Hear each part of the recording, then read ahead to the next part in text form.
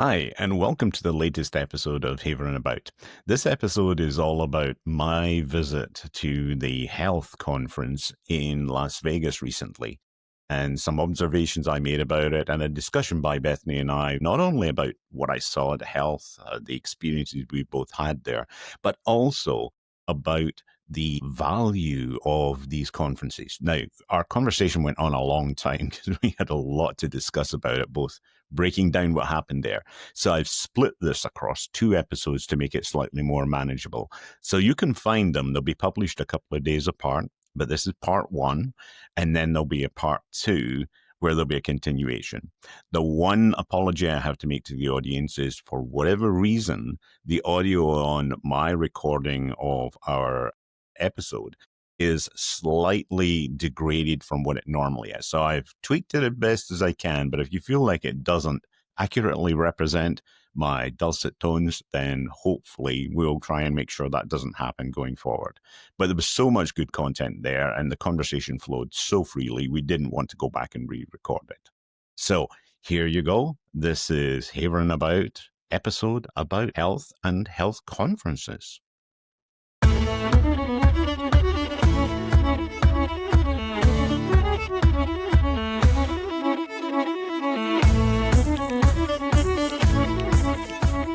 Hello, everybody, and welcome to this episode of Haverin About. Hi, Dad. Hi, Bethany. How are you? Good. No, you're not. You're suffering. Tell the audience you're suffering. I am. I'm sick. I have some form of sinus infection, bronchitis, something. I don't know. I'll be using the mute function on my microphone a lot in this podcast, so I can just casually go and hack up a lung somewhere else. Yeah. But otherwise, I'm good. I'm fine. Okay. Excellent. The You sun had a is great shining. week last week. Yeah, all good. But you had a very exciting time recently because you were in Vegas. Yeah, Viva Las Vegas. That's it. That's the singing is ended for today. Although Bethany and I both love singing. Yes, I took one of my rare trips on an airplane, fully masked and Lysoled and sort of hand cleansered up to go with the unwashed masses over to Las Vegas to attend the health conference, which is HLTH, which we can get into the derivation of, well, why is health spelt with no vowels? But we'll maybe cover that later in the conversation. But yeah, it was a great time. I loved getting out of the house, so to speak, and being able to mix. I think you and I both enjoy elements of these big industry events, even if there is a price to pay in terms of the experience, not only of travel and getting there and stuff, but also upsides and downsides of being at industry events, and positives, negatives, pros, cons, all that kind of stuff. Absolutely. Well, I think in today's episode, we're going to dive a little bit into the conference itself, Health 2025 in Las Vegas, but also talk about conferences in general, right? What really is what is the point of them? If you are a salesperson, what is the best way to kind of tackle them? If you are a sales leader or a decision maker in your company, how do you decide which ones to go to? There are so many now. There's like the big flagship ones, there's user conferences, there's geographical ones. It's all over the place. But let's jump straight in. What were your kind of initial impressions? Because I went to ViVE. No, I went to ViVE, but I went to Health last year.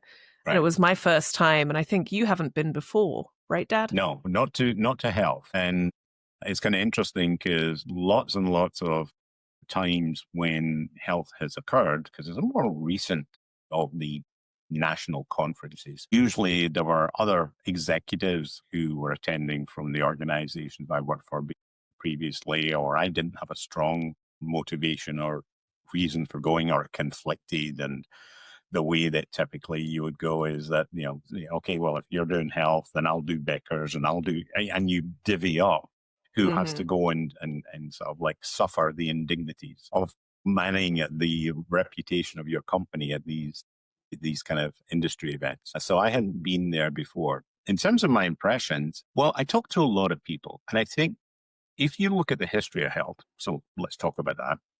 it really was created as a kind of reaction to HIMSS. HIMSS was very, very tech-centric, very led by the vendors. There were lots and lots of, and there was an increasing dissatisfaction from a lot of technical leadership as well as health system leadership, that it was getting a little too, sort of very inside baseball, very inside technology as it related. So health was created as a kind of reaction to that.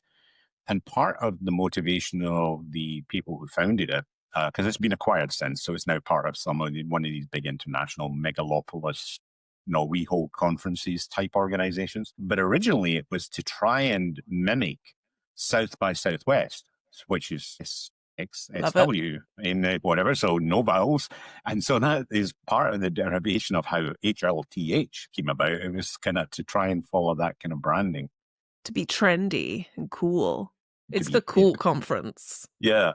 And really, it was the same recipe as South by Southwest, because South by Southwest started as an Americana type music festival type thing, and then grew and attracted a tech crowd, and then attracted a venture and investor crowd. And so it became a weird mishmash. And I know that, several years ago, you went to South by Southwest and you would probably recognize that very mixed audience. And so I think health was created along that recipe to try and bring together all these different constituencies and to be innovative and to try and sort of like bring a different vibe and do things differently from the established, being HIMSS. And I think that probably did work for a while. And whether this is because of the state of healthcare and technology innovation and investment right now, or whether it is because it's now owned by this big corporate, overlord master who is just trying to maximize how they can make money at health. I found my personal experience going as the representative of a health organization to do my objective, which was market scanning. I see what's going on. My experience, and understand, I've got 35 years of going to these big industry events, small country events, the whole very niche, sort of specialist area events. I found it confusing. It was very, very difficult to find your tribe whilst you were there, because there were so many constituencies being served. And I think that was one of the things that as an immediate observation, I have plenty more, but I'll pause at that and let you respond as to how you found it. Yeah. If you're enjoying this episode of Haverin About, the best way you can support us is really simple. Click like, leave a comment, and subscribe wherever you're listening or watching.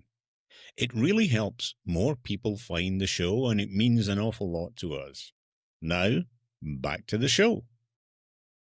No, I mean, I agree. It's interesting because you have like these health tech vendors, right? Some of the big ones, a lot of small ones, some of the big ones that you would expect, not necessarily there, or small booths, or just they might have a person floating.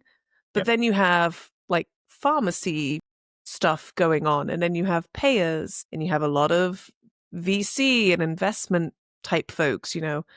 I think what's interesting is it does just seem a little bit like they've tried to say, okay, we need everything in healthcare, but then when you have just little splatters of everybody, can you really have a cohesive conversation? And I remember that even from last year, some people would be like, well, what do you mean HL7? What's HL7? And it's like, how do you not know what HL7 is? It's a healthcare conference.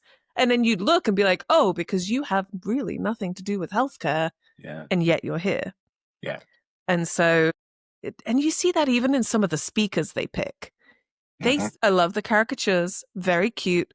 It's very exciting to see like a Mark Cuban or a Rob Lowe, or I think last year they had like Jill Biden and some Peloton instructors that I watch. Cool. Are they really saying much of anything valuable? Well, and that was the other thing, is so I didn't attend a lot of sessions because, as I say, I was there primarily to look at your technology horizon scanning, your market scanning, to see what was going on, etc., and report some of that back to the folks I work with. And I talked to a number of people about the sessions I didn't attend, but of the ones I attended, highly produced, very pretty, Mm-hmm.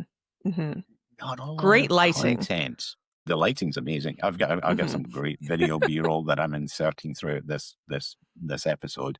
So if you're listening in audio, I apologize. Please go to YouTube and you'll see all the nice, pretty video that I shot. But I think that there just didn't seem to be a lot of content. There was a lot of regurgitation of what I would consider the appropriate messages. A lot of very high-level fluff. Not a lot of content. There were some of the federal representatives there, even though the shutdown was in force. I think they dialed back their attendance and also their participation because of the shutdown. For our international viewers, technically the US government is shut down because it's not being funded right now, but we still continue. But for anybody attending looking for amazing insights, and maybe this is just the jaded old, 35-year veteran looking at it going, ho-hum. But it was very ho-hum. I didn't feel that there was enormous enlightenment came out of it. So that was my impression of a lot of the content. There was also a fair amount of discussion about the juxtaposition because Sunday is the kickoff. Sunday afternoon is the kickoff. So there's opening remarks by the organizers, hyping everything up. Best conference ever. Yes. Healthcare is at an inflection point. Again. Yeah, we're now at the sextuple aim. We've gone up from triple to quadruple. Quintuplet. Yeah, anyway. So the first session immediately after the opening remarks was Rob Lowe. And you're going like, okay, he's a kind of cool, interesting character, It's an interesting character. Why was he there? Well, he was there on the same stage as Eli Lilly, the pharmaceutical company, who I suspect had paid for Rob Lowe to be there. Just my sneaky suspicion. And Rob Lowe was making this impassioned plea, which you can take at face value, for investment in cancer drugs and research in cancer drugs and what's happened. And, please support the pharmaceutical industry because it's really important we get these drugs developed. Absolutely and ostensibly great, understood. There's 15 layers of nuance below that as to why that is challenging as a perception. And clearly it was practically sponsored by Eli Lilly. So therefore, from that perspective, you have to use your critical insights and go, well, okay, what are they really saying here? And what's the underlying messages here? And what's the motivation? Anyway, so immediately following, the next marquee speaker is Mark Cuban. And Mark Cuban, for those of you who don't know, has Mr. Anti-Pharmacy. Or big pharma, anyway. I'm getting to that because that's why he's messaging. So Mark Cuban has a business whereby he's trying to reduce the cost of and the access to drugs. Literally, over-the-counter pharmacy/chemist drugs that people need on a day-to-day basis. And he has an online business and he's crazy and he's really created some serious disruption. And he got to market quicker than Amazon did with their model to do something similar. He went on a rant, as he usually does on this topic, when he's not ranting about certain politicians, etc. He went on a rant about the evils of the pharmaceutical industry and pharmacy benefit managers and the insurance companies all trying to rig the game against the patients, the true consumers of these drugs and medications. And which we don't necessarily disagree with. No, absolutely. I mean, I think it's great what he's doing because he's creating disruption. GoodRx, Amazon, have at it, guys. Yeah, do everything you can because clearly there is enormous fat and pork that is being absorbed by the now predominantly insurance company owned pharmacy benefit management companies who are ostensibly there to try and make sure that everybody is getting the right drug. No, they're not. They're there to guide you to the lowest course of treatment. That's their purpose. That's their business model, is to reduce that and then, try and make some money for their now owners, which is the insurance companies. And it's very, very fun. And I think there's a whole episode where we should talk about the way the insurance company is, the insurance companies, healthcare insurance companies are restructuring to maximize their business in the face of regulations being introduced by the government to try and limit their monopoly and to control that. They just get, they're like slime. They keep, literally and figuratively, they keep oozing into other parts of the supply chain to be able to try and maximize their profits. And that's a whole other episode. I've got a couple of guests that I might try and see if we can secure for the podcast. We might need to get the bleeping machine out for that one, because because I think that we both have personal access to grind in terms of our experiences of that. I think every single person in the United States probably does. I don't think that's a unique opinion. Yeah. Bethany says, if you don't subscribe, I'm not allowed to make any more dad jokes. Which honestly might be a selling point, but still, subscribe anyway, please. Yeah. Anyway, let's not get diversity. So anyway, the comment. Well, the comment from people was, Rob Lowe, yay! Pharmaceutical companies are great. We should invest more in them. The government should be supporting their research. And Mark Cuban going, pharmaceutical companies and PBMs and insurance companies are evil. They're the these. So, and you would have thought, and maybe that was on purpose. No, I don't think it was. But I don't think so. The way it was set up was literally, hey, we got these two very headline speakers. And bear in mind, Mark Cuban was a last-minute addition because that slot was supposed to have been Oprah Winfrey. That's what they trailed for months. And then Oprah couldn't make it for reasons. And I suspect that her talk track would have been very much different. It would have been very much her personal health journey and experience and battling the weight loss, weight gain cycles that she'd been through. I suspect that would have been a lot of what her messaging was. So no, I don't think this was programmed at all. I think it was Mark Cuban, emergency drop-in. Yeah. Thank goodness we got a headliner. And then you ended up with this jarring opposition. And I think that was part of the trick there, is as to, well, who's your tribe, in listening to those opening keynotes. Well, I think that goes back to my impression of health when I went last year. And maybe this is because it's in Las Vegas, right? Which already feels, no offense to the Las Vegas Tourism Board, feels seedy sometimes, right? Like just walking around, you're like, this was a conference, even more so than HIMSS. At HIMSS that in the hotel next to whatever the conference center is, on the top floors in those suites, the CEOs of all of the big companies have those suites booked out, and they're having their secret meetings, the meetings where they don't want to see the CEO of this company talking to the CEO of this company or healthcare organization. That's happening. That's just how HIMSS is. But at health, you felt it even more. I feel like if you go to health, or really any of these conferences, but I think especially just because it's in Vegas and it does feel a little sneaky, right? You're having secret rendezvous in hotels because some of these CEOs are there, and it's like, well, they're not on the floor. Yeah. So clearly there's these secret meetings going on, which is fine and expected, because when you get all those people to one space, that's fine. But if you go as a regular person or vendor or member of a company, kind of what's your ROI? What are you getting out of it? Right? If you're an executive, totally get it. You get to have some very nice dinners, have some very nice meetings. If you're just a person, a regular company going, is it even really worth it? Yeah, because who are you getting access to? And I think that brings up a broader comment. And we can return to health, because I did find some very interesting observations that I'll come back to. So let's put a pin in that.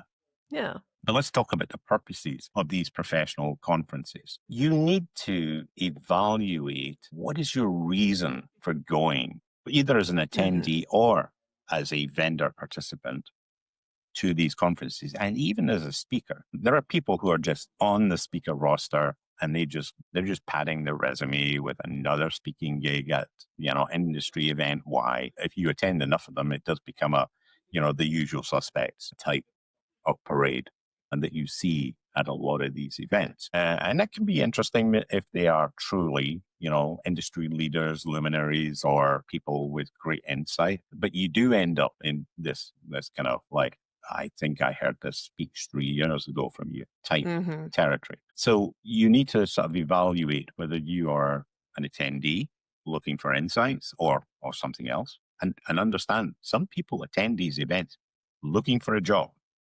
Oh, yeah. It's just they're walking around and almost like literally in the old days, they would carry their resume in their bag with them, and they would just literally be handing it out, trying to find their next gig. So that's a perfectly legitimate reason Mm-hmm. to go, because you get to doorstep a whole bunch of people that you may know or don't know as you're going around. Not everybody is going there for enlightenment and knowledge, but some people do. They're looking for that. And some conferences have CE credits for various professions, whether they're medicine, nursing, whatever, respiratory therapists, physios, pharmacists. There's a huge radiology technology conference that happens every November in Chicago. And, people go there because they get industry credit towards their continuing education. So I think that there are lots and lots of motivations for going there. For vendors going there, it really boils down to about 3 things. You're either being there because you need to be there from a brand awareness, market Mm-hmm. positioning perspective.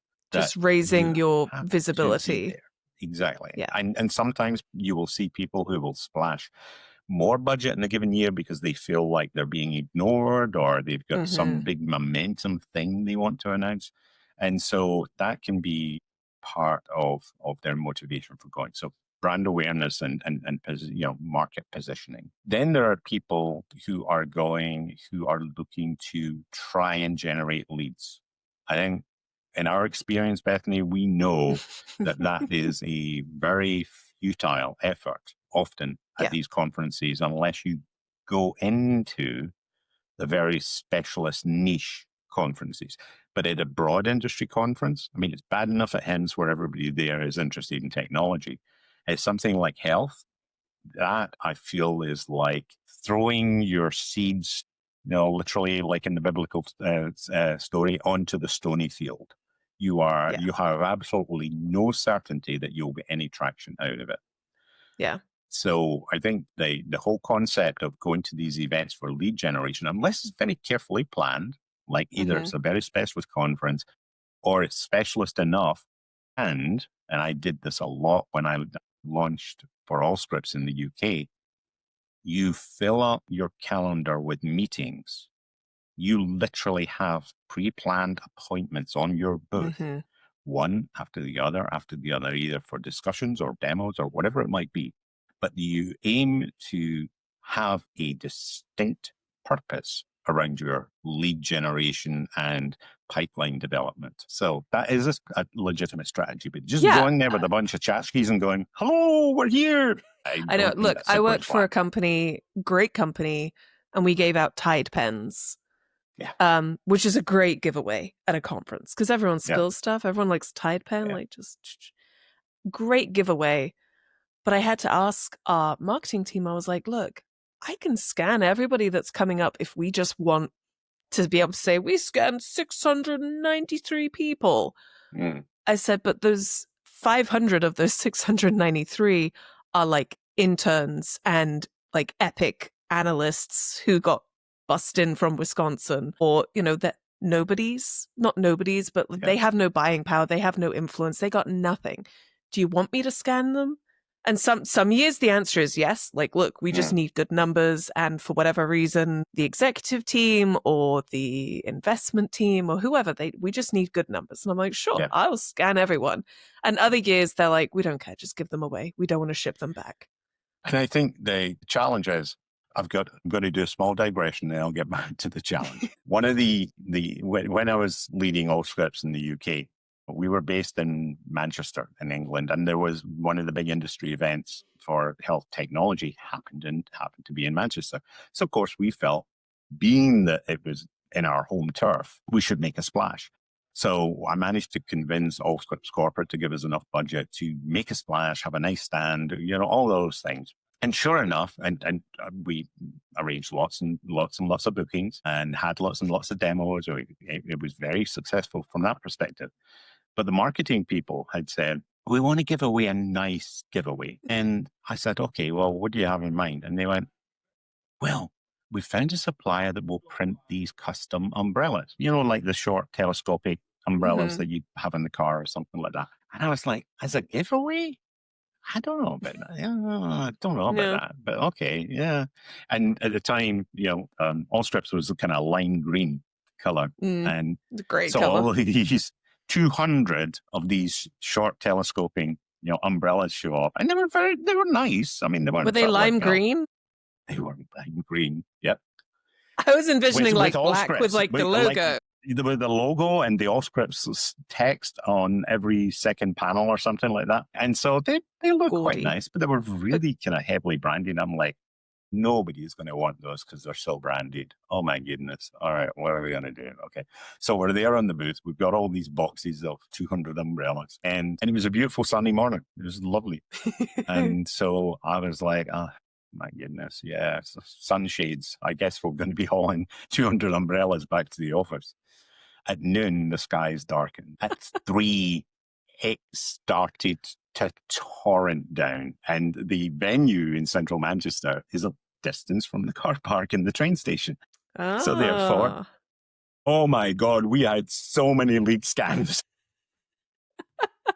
You should have gotten a picture of just the flood of lime green. This wonderful picture. I'll try and see it and I'll insert it here. A wonderful picture that somebody took from outside of like this river of green umbrella leaving the conference venue. Oh, Take that, Cerner. Yeah, well, it was just one of those things where I went, okay, I don't know who in marketing was like, sort of giving offerings of chickens or something to the rain gods, but it worked. It was the most brilliant piece of stunt marketing that I've ever seen in my life. I love a good booth giveaway. Like, not the ones where it's like you put a business card to get like a whatever, like an infrared mask or an iPad or something. Yeah. But like just a really solid, like, that's why I love the Tide pen, because it was all like, we clean your data. And it's like, see, that makes sense. And when you would explain it, people would go, I like how clever. So whoever came up with that at Rhapsody, brilliant. Pens, fine. The little unicorns, is it Snowflake that does the unicorns in the little sequin jackets?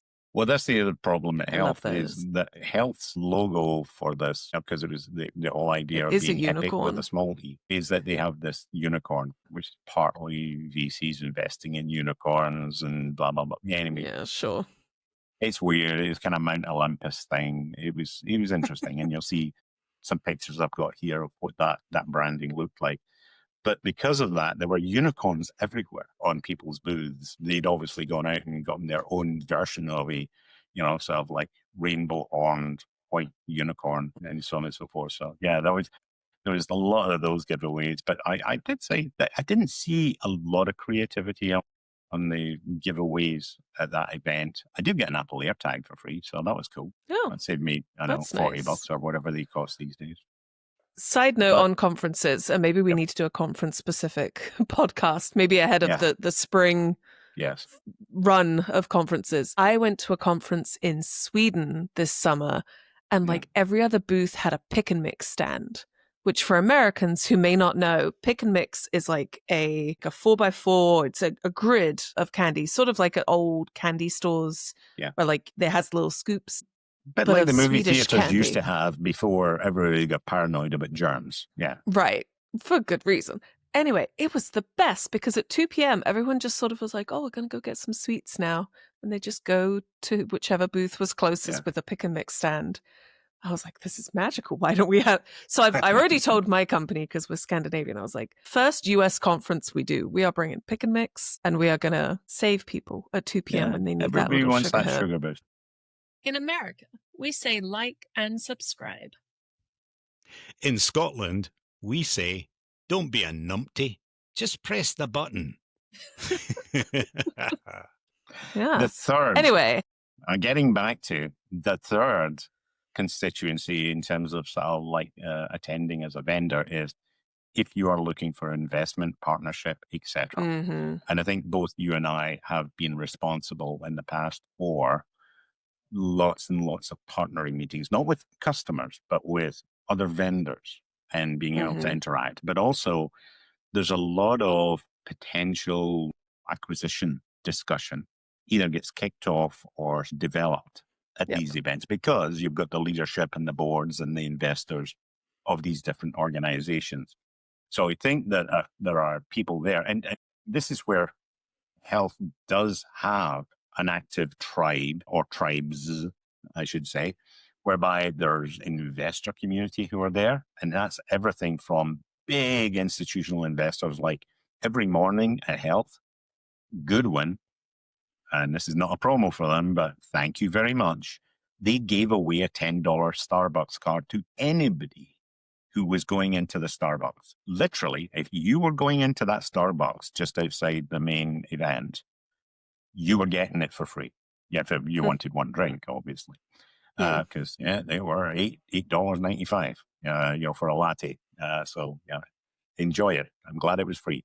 But every morning they give it away. So Goodwin spent an enormous amount of money in whatever they did there. They basically bought out Starbucks for the day in each of the 4 days that Health was open. So I think that you look at that, you've got that level of investor, who's there at the equity investment level, all the way down through the VCs and the various VC companies to the angel investors who are just looking for the next place to stash their $150,000. Yeah. So I think that if you are in that ecosystem and you are looking for investment, then clearly the other tribe that you need to associate with are there at that kind of event. But equally, there are other venues where you could meet those people. I think just Health has become one of the biggest conglomerations. A big hub. Yeah. So for the vendor community, that's the thing is it brand awareness? Are you truly trying to engage with your market, either prospecting or you're scheduling lots and lots of your client marquee events, the equivalent of a mobile QBR, for want of a better thing, and that's a quarterly business review for people who don't know that acronym. Or you're an organization looking to change your trajectory, either through investment or by investing in or partnering with others. So I think those constituencies do appear at a lot of these big national conferences, and Health biases, I believe, towards that latter end. I think the other thing is Health is trying to talk about healthcare in a very expansive mode, and that's where the confusion comes in terms of finding your tribe. Because on the technology front, yes, they've got that. But ViVE, which they also run in the spring, is a much more technology-centric sort of thing. I think Health has become too broad a canvas with all of these different tribes being represented in it, with all of their different motivations. And that's evidenced in that dialogue that we had with, Rob Lowe against, Mark Cuban. Not deliberately, but that's how it ended up. Yeah. So in walking around, what was some of the kind of bigger trends that you saw? I'm going to take a wild guess and say that AI was everywhere in a very vague way. God, Bethany, you're so insightful. No, yeah, I absolutely so was. Smart. I am so smart. And I think and it's rather similar. I went to ViVE along with you in the spring, and I went, obviously AI is there because it's technology centered conference, and Chime is held there with it, which is the kind of the professional organization for all the CIOs in healthcare. Health, as I walked the halls, and I did that a lot because of the various meetings I had to do as my obligation to fulfill my purpose of being there. I would say 80% of the booths and their material that they had was AI enabled, AI powered. AI. Oh, sorry, that's my current joke is AI. I feel like when you scraped at that and said, so tell me a little bit about your AI, and the audience knows I know quite a bit. I work in an organization where I'm very involved in our AI investments and strategy and planning. And therefore I understand enough of this. No data scientist, but I play one on TV. No. As I tried to dig it, okay, so doing what? And what level of maturity and how it rolled out? Either it was deer in the headlights, Luke's, because they clearly, whoever was manning the booth hadn't been briefed as to what the messaging was around their AI positioning. Or which that is a topic for our conference specific podcast, not briefing the people in your booth. Oh, I hate it. That and the Let trying me to get read the from attention you of people on the what it booth and is. they're on their phone. You and I are personal animus about that. Not with each other about that topic and people who do it. Because we're good conference people, not bad conference If people. you're there to do booth duty, you're there to do booth duty. You might hate it, you might be tired, you might be distracted. Preach it. That's your job. Preach it. I think that when the next category was the bigger companies, whereby it was a lot of gobbledygook. It was the corporate gobbledygook, whereby I could literally have said to ChatGPT, hey, give me a positioning for company X in terms of their AI strategy. And it would have gone, boo. And that's what I felt was almost coming out. It was the bottled messaging. It was very difficult to try and scrape away at what was the substance behind that. So I feel like it was a true representation of the AI hype cycle right now. And the fact that even amongst the investors, I heard multiple conversations from some of my connections about who are in the equity world, whereby they were saying, yeah, it's like if you slap AI and have a halfway decent pitch, it's like the multiples have gone nuts. So therefore, there is a feeding frenzy at the minute looking for that. And there will be a market correction and reaction to it, because there always is. Every time there's one of these technology hype cycles, it was blockchain, it was the Web 2.0. We've seen this movie We did before. a whole episode about it. Yeah. And so I think that from that perspective, that was what I observed. So I got tired of that and kind of drifted away from a lot of the kind of, what I call the main floor booth. The other thing is, like you said, there's also a lot of companies who are there who are not there in the hall. Or if they are, they've got a token representation. And actually, all of their discussions are happening in suites up in the Venetian and the Plaza. When we were at N4, we did that quite deliberately. That was a strategy we had as to how we were going to, have our meaningful discussions and not in the noise and hubbub of the main floor of the show. So I think that from that perspective, that is absolutely something that is there. So I gravitated out to the edges. I started looking for the small booths. I started wandering around, trying to sort of find the undiscovered country, which is that wonderful Shakespeare quote about the future, being the undiscovered country, heavily referenced in the Star Trek movies by the wonderful, wonderful Christopher Plummer playing a Klingon, but never mind, we'll move on from that. But I do feel that there were some very interesting things there. And I saw three things that I think are worthy of mention, whereby it comes back to my core theme from a product management perspective, which is who's your market and what's the problem you're trying to solve? What are you trying to do here? Right? We've all heard the phrase, sell benefits, not features. If you've been in any kind of software sales, sell benefits, not features, should be tattooed on people's shoulders before they get a quota. It should be literally on everybody's, the forefront of their mind. Don't tell me what this button does. Yes. Tell me what this button does. So Future Stuart here, thanking you very much for watching this part 1. Please click on the next slide that you see and you'll be able to go straight into Health Part 2.